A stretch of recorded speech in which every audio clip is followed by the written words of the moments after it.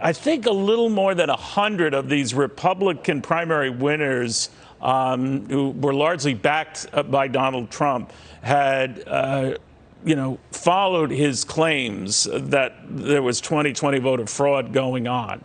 Does that sheer number surprise you?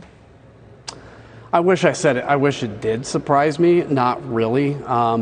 Let's keep in mind the former president does pick a lot of who he endorses based on who he's already going to think is going to win or who's ahead in the polls. But look, I mean, it is sad to watch. I'm heartbroken by watching my party go from the party of Ronald Reagan, a commitment to truth, understanding America's role in the world, to a party that, frankly, its leaders know better. They know the election was not stolen. And instead of focusing on how now to turn back to the American people and sell a conservative vision for government, we're still relitigating 2020 and pretending like the system is broken. Listen, Neil, when you convince half of the country, or even 30% of the country, that if they vote, it doesn't count, that's how democracies fail, because that's the only basic contract we have to have is if you vote, it counts. This is how democracies fail. Sobering words from Republican Congressman Adam Kinzinger, who joined Fox News host Neil Cavuto to talk about the absolute state of the Republican Party. And as Kinzinger made clear, the GOP's collapse is a very real national security threat. As Cavuto pointed out, there are at least 100 Republican candidates running who believe Donald Trump's election fraud conspiracies, and some of them are exceptionally well-funded. J.D. Vance in Ohio and Blake Masters in Arizona are both backed by a pile of cash from billionaire Peter Thiel's rainy day fund. And election conspiracies aren't the outlier in today's Republican Party. They're the core belief system binding them together. But here's what's really weird. Adam Kinzinger doesn't seem to actually believe any of his work on this committee will change anything. That's a far cry from just a few days ago when the committee claimed they had enough evidence to criminally charge Donald Trump for his role in inciting the insurrection.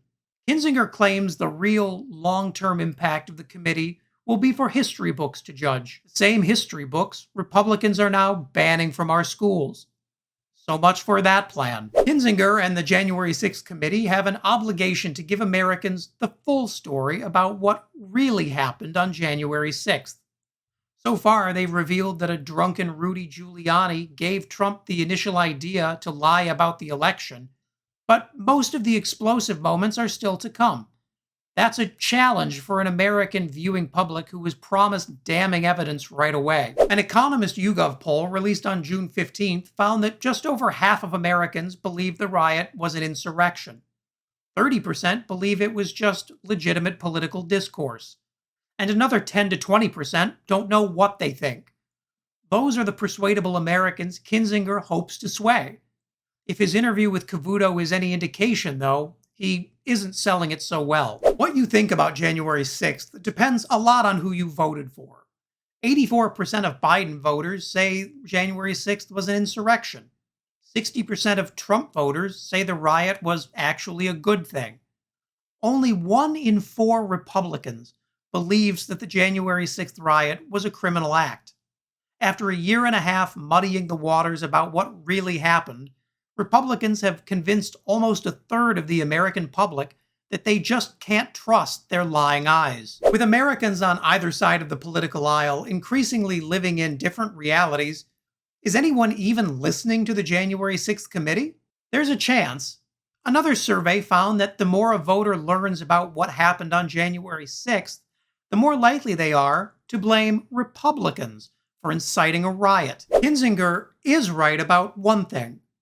Incidents like the January 6th insurrection and the election fraud lie that gave it life are perfect examples of how American democracy fails. Republicans are rallying behind candidates who have pledged to overturn election results they don't like and roll back the clock on the right to vote. The future of American elections depends on Kinzinger and the January 6th committee getting a lot more persuasive. Fast.